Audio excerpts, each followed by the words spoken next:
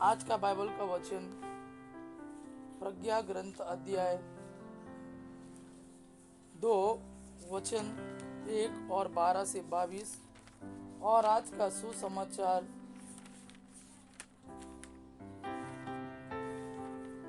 सन यूहन्ना के अनुसार अध्याय 7 वचन 1 से 2, 10 और 25 से 30।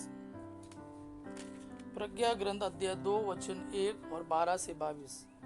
विधर्मी कुतर्क करते हुए आपस में यह कहते थे, हम धर्मात्मा के लिए फंदा लगाए, क्योंकि वह हमें परेशान करता और हमारे आचरण का विरोध करता है। वह हमें संहिता भंग करने के कारण फटकारता है और हम पर हमारी शिक्षा को त्यागने का अभियोग लगाता है। वह समझता है कि वह ईश्वर को जानता है और अपने को प्रभु का पुत्र कहता है। वह हमारे विचारों के लिए एक जीवित चुनौती है। उसे देखने मात्र से हमें अरुचि होती है।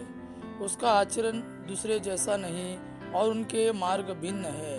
वह हमें खोटा और अपवित्र समझकर हमारे संपर्क से दूर रहता है।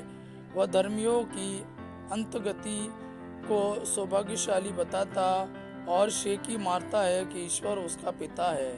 हम यह देखें कि उसका दावा कहाँ तक सच है। हम यह पता लगाए कि अंत में उसका क्या होगा। यदि वह धर्मात्मा ईश्वर का पुत्र है तो ईश्वर उसकी सहायता करेगा और उसे उसके विरोधियों के हाथ से छुड़ाएगा। हम अपमान और अत्याचार से उसकी परीक्षा ले, जिससे हम उसकी विनम्रता जाने और उसका धैर्य परख सके। हम उसे घिनौनी मृत्यु का दंड दिलाए, क्योंकि उसका दावा है कि ईश्वर उसकी रक्षा करेगा। वह ऐसा सोचते थे, किंतु यह उनकी भूल थी। उनकी दुष्टता ने उन्हें अंधा बना दिया था। वे ईश्वर के रहस्य नहीं जानते थे। वे न तो धार्मिकता के प्रतिफल में विश्वास करते थे और न धर्मात्माओं के पुरस्कार में। आज का सुसमाचार सन यूहन्ना के अनुसार अध्याय 7 वचन 1 से 2 और 10 और 25 से 30 तक। इसके बाद ईसा गलीलिया में ही घूमते रहे। वह यहूदियों में घूमना नहीं चाहते थे, क्योंकि यहूदी उन्हें मार डालने की फिराक में रहते थे। यहूदियों का शिविर पर्व निकट था।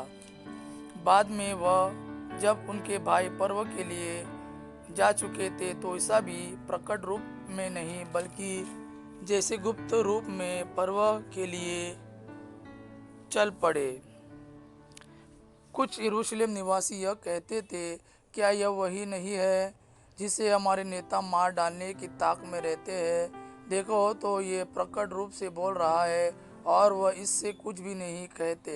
क्या उन्होंने सचमुच मान लिया कि यह मसीह है?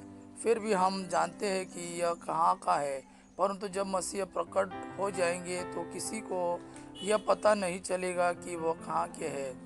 ईसा ने मंदिर में शिक्षा देते हुए पुकार कर कहा, तुम लोग मुझे भी जानते हो और यह भी जानते हो कि मैं कहाँ का हूँ। मैं अपनी इच्छा से नहीं आया हूँ। जिसने मुझे भेजा है वह सच्चा है।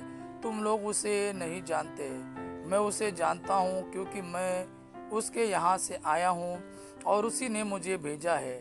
इस पर वे उन्हें गिरफ्तार करना चाहते थे, किंतु किसी ने उन पर हाथ नहीं डाला, क्योंकि अब तक उनका समय नहीं आया था।